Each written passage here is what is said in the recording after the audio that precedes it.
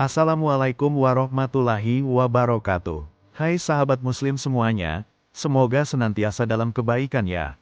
Sahabat muslim, tahukah kita bahwa kadang, kecewa terdalam orang tua, bukan dari orang lain, tapi dari anak yang paling kita sayangi. Tapi ingat, menjadi orang tua bukan hanya tentang bangga saat anak berhasil, melainkan tetap mencintai, bahkan saat anak belum sesuai harapan. Mungkin hari ini hatimu kecewa, tapi jangan biarkan kecewa itu mematikan doa-doamu.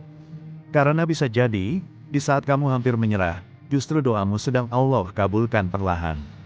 Anak kita bukan milik kita sepenuhnya, mereka adalah titipan. Dan setiap titipan, pasti akan diuji. Tetaplah bersabar, tetaplah mendoakan. Karena cinta orang tua yang disertai doa, tidak pernah sia-sia. Semoga dan suatu hari nanti, kamu akan melihat bahwa kesabaranmu hari ini menjadi alasan perubahan indah di masa depan. Amin ya rabbal alamin.